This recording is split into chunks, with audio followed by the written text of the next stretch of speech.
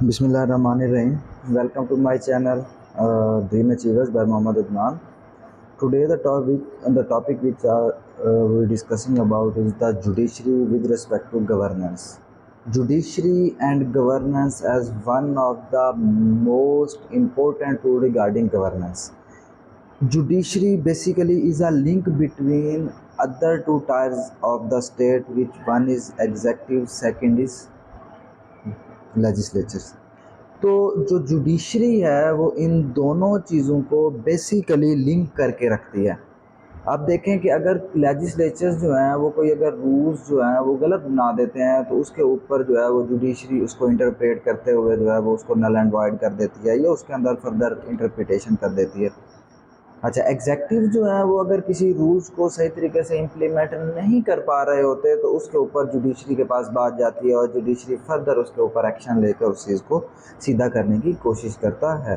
तो role of judiciary अगर हम गवर्नेंस के हिसाब से कहें तो governance is basically a central point of the state. आप कोई मर्ज़ी पॉइंट उठा के देख लें, आप कोई मर्ज़ी आप इंस्टीट्यूशन ले लें, आप स्टेट्स के वर्क्स ले लें, उसके दरमियान आप जितनी मर्ज़ी अच्छी पॉलिसीज़ बना लें, बट जब तक आप इम्प्लीमेंटेशन में उन पॉलिसीज़ की गवर्नेंस सही तरीके से नहीं करेंगे वो कभी भी नहीं होगी। आप पाकिस्तान की सिंपल सी एग्जांपल उठा के देख लें। पाकिस्तान के अंदर we have one of the most brief legislations. ठीक है, हमने एक्सप्लेनेशन के साथ हमारे पास जो है वो कानून है, हमारे आर्टिकल्स देख लें।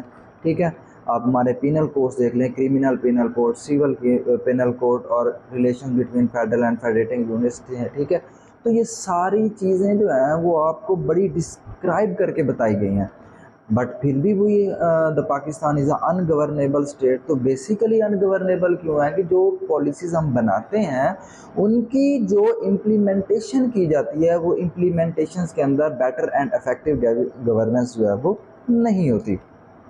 इसीलिए आज हम बात करते हैं कि जुडिशरी का गवर्नेंस के अंदर रोल क्या है। देखें, जुडिशरी का गवर्नेंस के अंदर बहुत इम्पोर्टेंट रोल है। ये क्या क्या काम करती है जुडिशरी? आपकी डेमोक्रेसी को इन्हेंस करती है। कैसे कि डेमोक्रेसी के अंदर मेजरली दो चीज़ें होती हैं जो डेमोक्रेसी को इंश्योर करती हैं। One is accountability, second is rule of law. तो accountability and rule of law इन दोनों के पास जुडिशरी के पास होती हैं, और अगर ये चीज़ें इफेक्टिव एंड एफिशिएंट वे से अकम्प्लिश की जा रही हैं तो डेमोक्रेसी आपकी बेहतर हो जाएगी। उसके बाद गवर्नेंस है। गवर्नेंस का मैंने आपको बता चुका हूँ कि judiciary is a central point and a central link between executive and the legislatures. उसके बाद सिक्योरिटी की बात की जाती है। Security regarding to fundamental rights of the citizens of the state, उनकी बात हो रही है कि उनकी जो पुअर्स के फंडामेंटल राइट्स हैं क्या वो सही तरीके से अदा हो पा रहे हैं या नहीं। उसके बाद इकोनॉमिक ग्रोथ की बात आ जाती है। देखें, economic growth and political stability has directly relationship with each other. अगर आपकी बहुत अक्सर ये क्वेश्चन होता है कि पॉलिटिकल स्टेबिलिटी और इकोनॉमिक ग्रोथ का क्या ऐसा लेन देन आपस में है कि ये लाजमी एंड लाजिम मुलजिम है, तो देखें इस चीज़ की बड़ा डेप्थ रिलेशनशिप है। जब भी किसी भी कंट्री के अंदर पॉलिटिकल स्टेबिलिटी होगी तो उसके अंदर रूल ऑफ लॉ होगा। ठीक है, उसके अंदर आपकी जो आप पॉलिसीज़ बनाते हैं उनकी स्टेबिलिटी होगी। उसके अंदर आपके जो इन्वेस्टर्स बैठे हैं उनको ट्रस्ट मिलता है to invest in your country, कि उनको ये होता है कि हमारी ये जो इन्वेस्टमेंट है ये प्रॉफिटेबल रहेगी क्योंकि इनकी जो पॉलिसीज़ हैं वो स्मूथ वे से चलती रहेंगी। जब किसी भी कंट्री के अंदर पॉलिटिकल इंस्टेबिलिटी होती है तो उसकी वजह से क्या हो जाती है, इकोनॉमिक ग्रोथ डिक्लाइन का शिकार हो जाती है। और उसकी मेन रीज़न ये है कि आपकी जो किसी उस स्टेट की पॉलिसीज़ होती हैं वो स्मूथ नहीं चलती। तो कोई भी इन्वेस्टर जो होता है वो सबसे पहले क्या काम करता है, वो उस स्टेट की चीज़ों को देखता है कि मे बी कल इम्प्रूवमेंट हो जाए, मे बी इनकी आगे कोई अच्छी पॉलिसीज़ आ जाए। तो उससे बात क्या हो जाती है, कॉशियस सिचुएशन आ जाती है। और वेट एंड वॉच की सिचुएशन जब इन्वेस्टर अडॉप्ट करता है तो उसकी वजह से क्या हो जाता है, उसकी वजह से आपकी जो इकोनॉमिक ग्रोथ हो जाती है वो डिक्लाइन के अंदर चली जाती है। उसके बाद इक्विटी आती है। Equity regarding to poor and rich persons, के अगर पुअर को भी रिच के मुकाबले के अगर आप उनको फंडामेंटल राइट्स मिल रहे हैं और उनको उन हिसाब से जस्टिस मिल रहा है तो उसको क्या होती है कि उस स्टेट के अंदर इक्विटी जो है वो इंश्योर की जा रही है।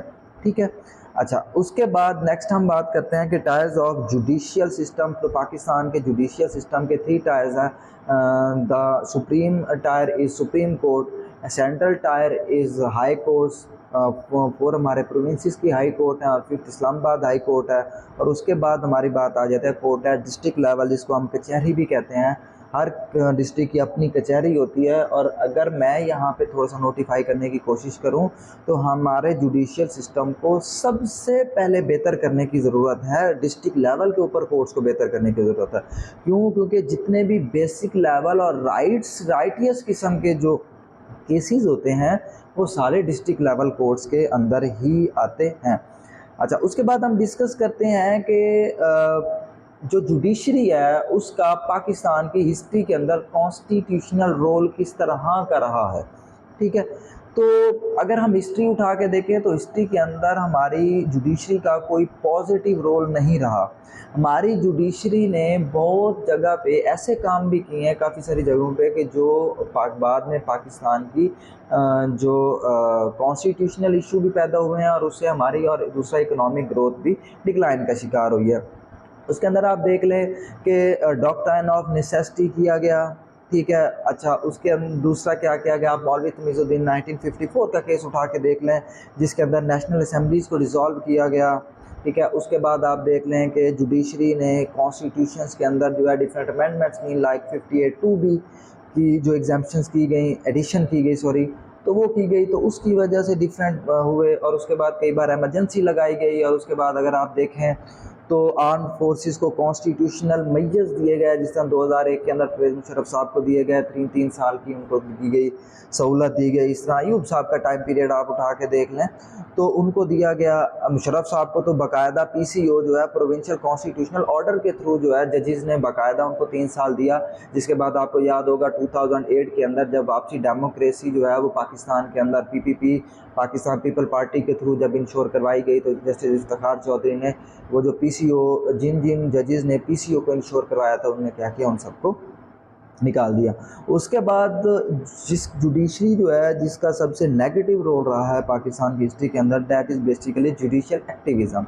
जुडिशियल एक्टिविज़म क्या है? जुडिशियल एक्टिविज़म बेसिकली जुडिशरी जब भी एग्जेक्टिव्स एंड लेजिस्लेचर्स की अथॉरिटी को चैलेंज करती है या उनकी अथॉरिटी के अंदर इंटरफेरेंस करती है, तो बेसिकली इसको जुडिशियल एक्टिविज़म के मायनों में लिया जाता है। अच्छा, जब भी जुडिशियल एक्टिविज़म लिया गया तो उसका पाकिस्तान की इकॉनमी के अंदर बहुत वर्स इफेक्ट पड़ा है। मैं उसकी आगे एग्जांपल्स भी देता हूँ कि किस किस तरह फ़र्क पड़ा है बेसिकली। लेकिन अगर हम देखें तो जुडिशियल एक्टिविज़म का पाकिस्तान की इकॉनमी पे कैसे नेगेटिव इम्पैक्ट पड़ा है। एक तो पाकिस्तान के अंदर उसकी वजह से पॉलिटिकल इंस्टेबिलिटी आई है, उसकी डिफ़ाइन मैं पहले ऑलरेडी कर चुका हूँ, आप उसको सुनिएगा। उसके बाद सिक्योरिटी का इश्यूज़ हुए हैं, उसके बाद लॉ एंड ऑर्डर की सिचुएशन पैदा हुई है, एनर्जी क्राइसिस पैदा हुए हैं, और इस तरह के और भी बहुत सारे मसाइल जो हैं वो पाकिस्तान की हिस्ट्री के अंदर जुडिशियल एक्टिविज़म से हुए हैं। अब आप एग्जांपल दे लें, एग्जांपल्स आप देखें तो एग्जांपल के अंदर मोस्ट इंपॉर्टेंट आप देखें कि जो जॉइंट वेंचर था चागी हिल्स का, जिसे टेथन कंपनी ने जो है वो लिया था, उसके अंदर इन्होंने क्या किया, जुडिशियल एक्टिविज़म के थ्रू जो बलूचिस्तान और ऑस्ट्रेलियन कंपनी के दरमियान जो है वो एक कॉन्ट्रैक्ट हुआ था 6 बिलियंस का। तो उसके अंदर क्या हुआ कि जुडिशियल एक्टिविज़म के थ्रू जुडिशियल ने सो मोटो एक्शन लिया और उसके ऊपर स्टे ले लिया। अच्छा, उसके बाद आप एलएनजी प्रोजेक्ट का देखें, एलएनजी के ऊपर जो सो मोटो लेके जुडिशरी ने जो है वो स्टे लिया कि जो गवर्नमेंट है, गवर्नमेंट अपने ज़्यादा करीबी लोगों को जो है वो उसके कॉन्ट्रैक्ट दे रही है। ठीक है, उसके बाद आप देखें तो एलएनजी प्रोजेक्ट के बाद आप स्टील मिल का क्राइटेरिया देख लें, तो स्टील मिल के अंदर भी ऐसे ही किया गया। ठीक है, तो उसके ऊपर भी सोमोटो लेके उसको प्राइवेटाइज़ किया गया। अच्छा, हम यहाँ पे हम बात करें तो प्राइवेटाइजेशन करना कोई गलत बात नहीं है, हमने प्राइवेटाइजेशन को ऐसे अब्यूज़ कर लिया है। Basically privatisation is a good thing, but हम उसको सही तरीके से जो है वो एग्जीक्यूट नहीं करते, जिसकी वजह से हमें हमारे लिए वो तंगी करती है।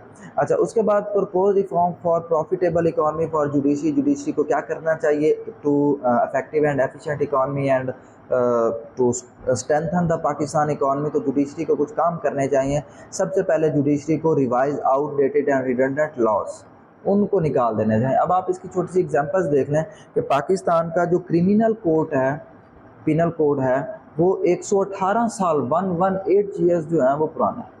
अच्छा, इसके अकॉर्डिंग अगर सिविल पेनल कोड देख लें, this is recording near about 108 years old.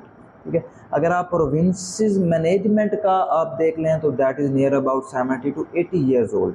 तो हम इतने पुराने पेनल कोड को लेकर चल रहे हैं, तो हमें सबसे पहले उस चीज़ को रिवाइज करना चाहिए और अपडेट करना चाहिए।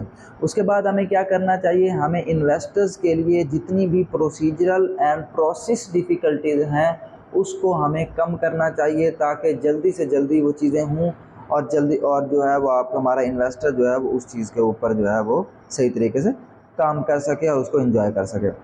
उसके बाद क्या है कि हमें मॉडर्न अपना जो भी हमारा सिस्टम है उस सिस्टम के अंदर मॉडर्न टेक्नोलॉजी को इम्प्रूव करना चाहिए, ताकि जितनी मॉडर्न टेक्नोलॉजी इम्प्रूव होगी केस मैनेजमेंट का मैकेनिज़्म उतना बेहतर होता जाएगा। केस मैनेजमेंट से मतलब ये है कि हम देखें, अगर कोई ऑनलाइन जो है वो केस सॉल्व करना चाहता है, कोई कहीं बाहर है या नहीं पहुंच सकता, तो ऑनलाइन उसकी सुनवाई हो जानी चाहिए। तो इस तरह की अगर हम मॉडर्न टेक्नोलॉजी हमारे यूज़ करें तो उससे भी जो चीज़ें हैं उनके फैसले जल्दी हो जाएंगे और हमारी जो है इकॉनमी उससे बेहतर हो जाएगी। उसके बाद क्या करना चाहिए, नेशनल जुडिशियल पॉलिसी को इंश्योर करना चाहिए। अब नेशनल जुडिशियल पॉलिसी जो है वो 2009 के अंदर इंट्रोड्यूस करवाई गई थी, और वो 2009 के अंदर क्या करवाया गया था, उसको बेसिकली उसका मोटिव ये था कि जितने भी इकोनॉमिक रिलेटेड केसेस होंगे उनको प्रायोरिटी बेसिस पे स्पेशल कोर्ट्स के अंदर या ट्रिब्यूनल्स के अंदर जो है वो उसको सॉल्व किया जाएगा। जिसके अंदर मैं कुछ एग्जांपल दे रहा हूँ कि जो उनके स्टे, जिन चीज़ों के ऊपर स्टे लिए जाएँ उनका फ़ैसला विद इन 15 डेज़ कर दिया जाए, और जिन चीज़ों के ऊपर जो है वो आपका टैक्सेस वगैरह से रिलेटेड या बैंकिंग सेक्टर से रिलेटेड है तो उनका मैक्सिमम जो डिसीजन है वो 6 मंथ्स के अंदर कर दिया जाए। उसके बाद रेंट सीकिंग एम्प्लॉयमेंट जो है या रेंट सीकिंग जो इकॉनमी है उससे रिलेटेड जितने भी डिसीजंस हो वो 4 मंथ के अंदर कर लिए जाएँ। ठीक है, और उसके बाद हुंडी वगैरह जिससे आपकी एक्सचेंज ऑफ मनी होता है इलीगल, तो उसके जो डिसीजन है वो 90 डेज़ के अंदर कर लिए जाएँ। तो इस तरह के कुछ डिसीजन जो हैं जिसको हम कहते हैं नेशनल जुडिशियल पॉलिसी 2009, उसको फर्द इंश्योर एंड प्रॉपर इम्प्लीमेंट किया जाए इन सब चीज़ों को, ताकि पाकिस्तान की इकॉनमी जो है वो ग्रोथ में हो। ठीक है, अच्छा, उसके बाद अगर हम जुडिशियल गवर्नेंस की बात करें तो जुडिशियल गवर्नेंस जो पाकिस्तान के अंदर है, पाकिस्तान के अंदर मेनली 2 इंस्टीट्यूशंस हैं जिनकी इंटरनल अकाउंटेबिलिटी होती है, जिनकी एक्सटर्नल अकाउंटेबिलिटी का मैकेनिज़्म ही नहीं है। नेशनल अकाउंटेबिलिटी ब्यूरो जो हमारी नैब है वो 2 इंस्टीट्यूशंस के ऊपर, one is military, second is हमारी जुडिशरी। तो इन 2 चीज़ों के ऊपर वो कभी भी अकाउंटेबिलिटी नहीं कर सकती। अब जुडिशरी की अकाउंटेबिलिटी के लिए उन्होंने एक अपना इदारा बनाया है, that is supreme judicial council, SJC। Supreme judicial council जो है उसका हेड जो है वो चीफ जस्टिस होता है, और उसके अंदर डिफरेंट जो सुप्रीम हाई कोर्ट्स हैं उनके चीफ जस्टिस भी होते हैं, और साथ सुप्रीम कोर्ट के कुछ और जजेस भी होते हैं। तो वो सारे क्या करते हैं, वो उनका अगर कोई जज वगैरह जो है वो किसी गलत काम में पकड़ा गया, अगर डिसीजन सही नहीं किया, तो उस चीज़ के ऊपर उनको जो है वो फैसला सुनाया जाता है। बट यहाँ पे समझने की बात यह है कि पाकिस्तान की जुडिशियल हिस्ट्री के अंदर आज तक किसी भी जज को ज़बरदस्ती उतारा नहीं गया। एक 2008 में जो मैं आपको पहले बात कर चुका हूँ कि इफ्तिखार साहब ने जो है वो जो PRO के अंदर जितने भी लोग थे, जितने भी जजेस थे, उनको जब भी रिटायर किया था। अदरवाइज़ किसी भी जज को जो है वो आज तक सज़ा नहीं हुई। ठीक है, एक हिसाब से ये चीज़ अच्छी भी थी, लेकिन अगर इसको सही तरीके से इम्प्लीमेंट किया जाए तो अदरवाइज़ नैब जो है वो जुडिशरी के ऊपर किसी किस्म का केस या अकाउंटेबिलिटी जो है वो नहीं कर सकती। That is basically article 29 of Pakistan, the constitution of 1973।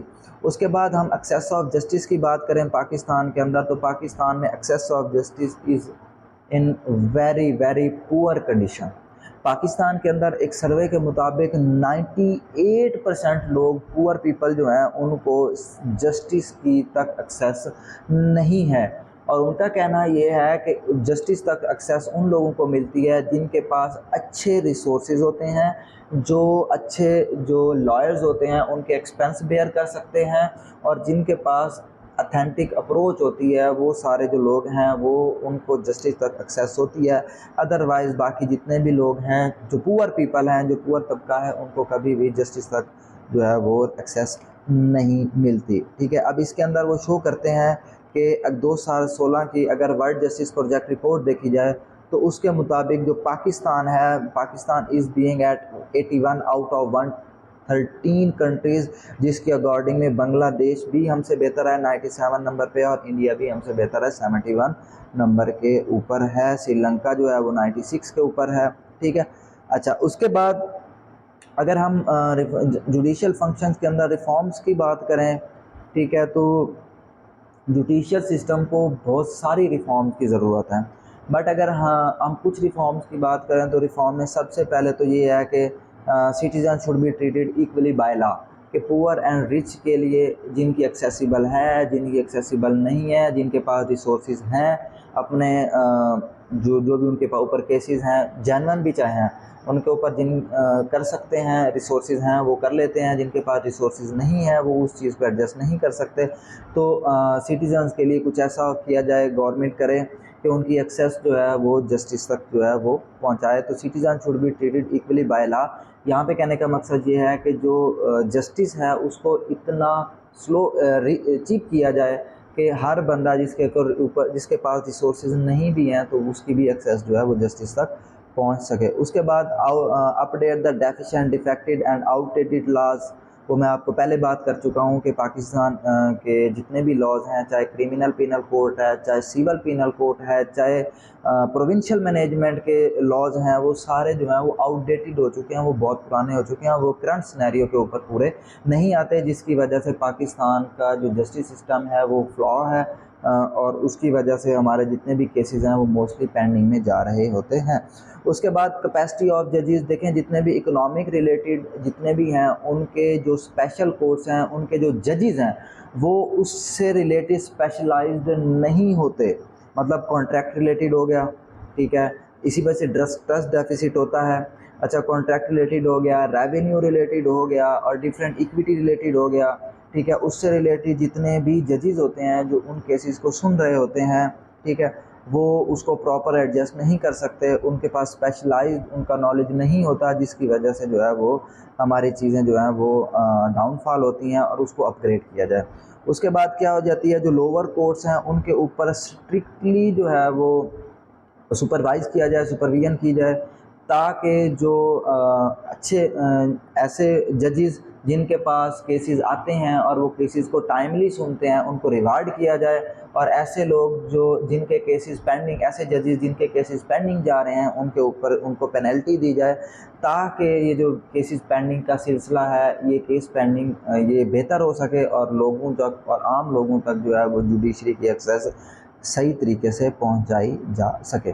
उसके बाद दूसरी एक बहुत इम्पोर्टेंट चीज़ है कि पाकिस्तान के सिस्टम के अंदर जो हमारा जिरगा सिस्टम है, हमारे अगर नॉर्दर्न एरियाज़ के अंदर चले जाएं या साउथ पंजाब के अंदर भी चले जाएं तो सरदारी सिस्टम है, जिरगा सिस्टम है, तो इनको जो है वो अबॉलिश करने की जो गवर्नमेंट की सिचुएशन है या कोशिश है वो बेहतर है, क्योंकि वो ना की जाए। उससे बेहतर ये है कि इनको उन चीज़ों उनकी जो वीकनेसेस हैं, ठीक है, उनको या फ्लॉज हैं उनको बेहतर किया जाए। उसकी रीज़न मैं आपको बताता हूँ। उसकी रीज़न ये है कि पाकिस्तान के पास ऑलरेडी जुडिशियल सिस्टम जो है वो बहुत फ्लॉ का शिकार है। तो बहुत सारे ऐसे केसेस हैं वो जिरगा या सरदारी सिस्टम के अंदर जो है वो हो जाते हैं।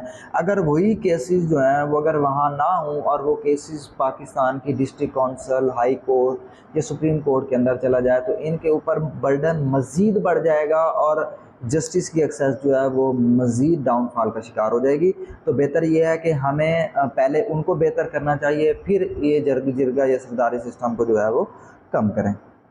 उसके बाद NJP, non judicial punishment. Non judicial punishment का मतलब है कि ऐसे केसेस जिनको जुडिशियल पनिशमेंट की ज़रूरत नहीं है, फॉर एग्जांपल रॉबरी हो गया, अब्यूज़ हो गया, या उसके बाद छोटी मोटी चोरी के केसेस हो गए, ठीक है, इनकी मॉनिटरिंग ज़्यादा बेहतर की जाए, क्योंकि इस तरह के केसेस जो हैं वो ज़्यादा हैं, जिसकी वजह से फर्दर जो है वो इनके ऊपर जो फैसले होते हैं वो डिकेड्स लग जाते हैं और एक फ़ैसला जो है वो नहीं होता। उसके बाद क्या करना चाहिए, policy maker, leader of legal professional and national judicial policy committee जो है, जो चेन ऑफ जस्टिस के अंदर हैं, ठीक है, उनको चाहिए कि वो एक सुपरविजन मैकेनिज़्म बनाएं, जिसकी वजह से उस सुपरविजन मैकेनिज़्म से क्या होगा कि उन तक लोगों की मुश्किलात पहुंचेंगी, मॉनिटरिंग होगी तो लोगों की मुश्किलात पहुंचेंगी, और जब वो उन मुश्किलात को सही तरीके से हैंडल करेंगे तो उन तक जब फिर फीडबैक जाएगा, उस फीडबैक से क्या होगा कि उनको पता चलेगा कि उनके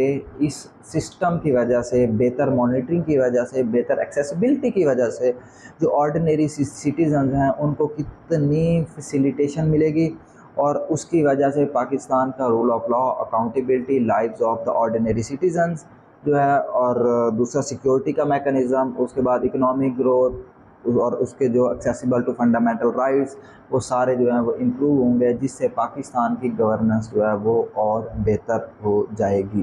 ठीक है। अच्छा, पाकिस्तान, अब यहाँ से हमें ये पता चला कि पाकिस्तान की जो जुडिशरी है उसका पाकिस्तान की गवर्नेंस के अंदर बहुत इंपॉर्टेंट रोल है।